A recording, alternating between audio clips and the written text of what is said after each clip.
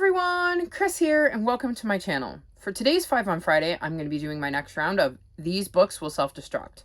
So this is a video I saw on Becca from Becca and the Books channel, and I will link her channel down below. I've also done this video before. This is my second 5 on Friday where I've done These Books Will Self-Destruct. I will link my first round below if you'd like to check it out. Briefly touching on that video, I had picked 5 books that I think were part of like the first books in a duology, and I owned the first 2 books at the very least in the series if it wasn't a duology. And of those, I only read 2 of them, the 2 being 7 Black Diamonds and The Marked Girl, neither of which I was a huge fan of, so I ended up unhauling all 10 books because that was the point. I believe I gave myself 6 months to read them, and if I didn't read the first book in the series, not only did I have to unhaul that one, I also had to unhaul its sequel. So all 10 of them have been unhauled, and I have now picked out 5 new books from my shelves, and if I don't read them by June, they'll be going. So first up, I've got Something Strange and Deadly by Susan Dennard, and I believe I actually got this book last year, so it is probably the newest book on my TBR that I'm deciding to put in a These Books Will Self-Destruct. And the reason I'm doing this is because I got this book because of who wrote it, but I didn't really read what it was about. And it is essentially about zombies because it says, but then the dead start walking. And I don't know that that's something I'm going to want to read. Zombies have never really been my thing, but I got it because I really had been enjoying Susan Dennard's Witchland series. However, I am not sure I'm going to keep going with that series because I tried to pick up book 5 in it and I wasn't a huge fan of it and kind of temporarily DNF'd it. So I decided when I saw that I had this book on my TBR that given the premise and the fact that I'm unsure about whether I want to continue on with Susan Dennard's other series, that this was a good book to stick on my These Books Will Self-Destruct list. So we'll see if I can get to this one in the next 6 months.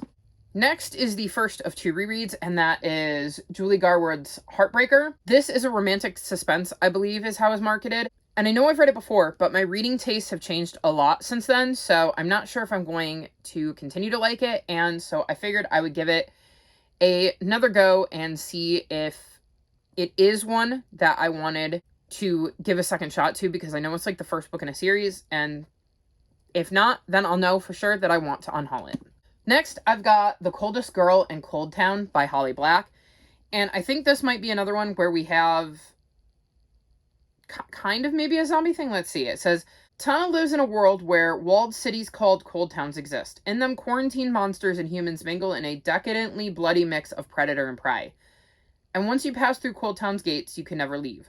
One morning after a perfectly ordinary party, Tana wakes up surrounded by corpses. The only other survivors of this massacre are her exasperatingly endearing ex-boyfriend, infected and on the edge, and a mysterious boy burdened with a terrible secret. Shaken and determined, Tana enters a race against the clock to save the 3 of them the only way she knows how, by going straight to the wicked, opulent heart of Cold Town itself. So, I've had this book, I think, since 2020. I think it's one of the first books I held in 2020, and I haven't picked it up.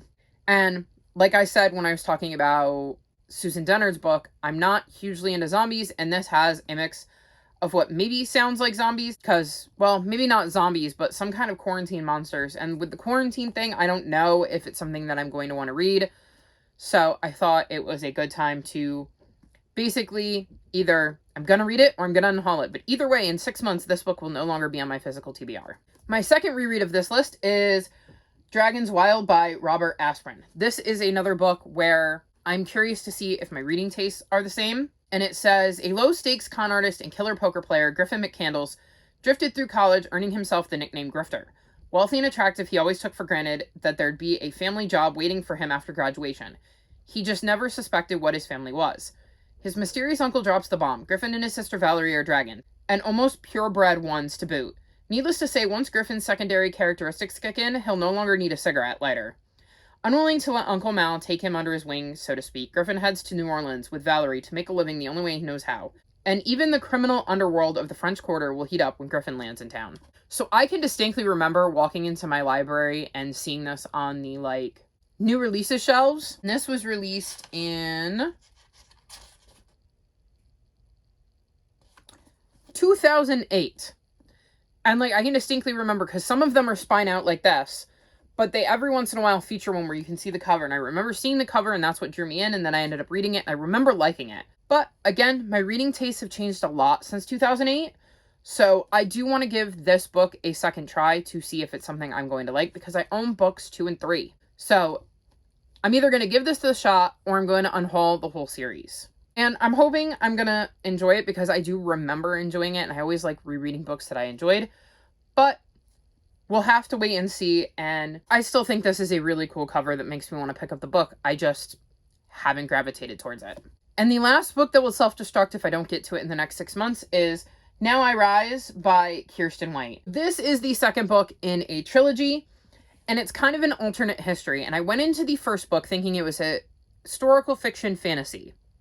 But the only reason it was marked fantasy was because it was an alternate history. And so I kept waiting for something fantastical to happen, like dragons or magic or something like that, and it never did. But apparently the only reason it was marked fantasy is because it's alternate history. And so I think I gave the first book an unfair shake, because it wasn't the book's fault that I was expecting something different. So I really do want to check this book out, because I enjoyed the first book, but I think I would have enjoyed the first book better if I hadn't been expecting something fantastical to happen. And I'm hoping that if I give this one a try, I'll know whether I want to continue on with the series and read the third one, because I will be going into this book not expecting fantastical elements to happen, just expecting an alternate history. And I did enjoy that part of it. I believe I gave the first book 3 stars, somewhere in that range.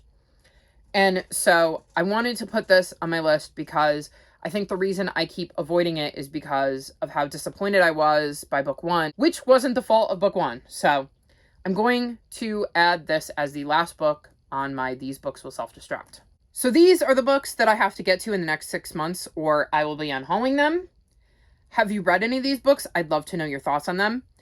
I'd love to know one book from your shelves that you're going to pick and try to read in the next 6 months, and if not, you're going to unhaul it. All of my social media, including my Discord, is linked in the description below if you want to come chat with me. If you've made it this far in the video, leave me like bombs or TNT emojis, things that will explode. Like this video and subscribe to my channel, and I'll talk to you next time. Bye!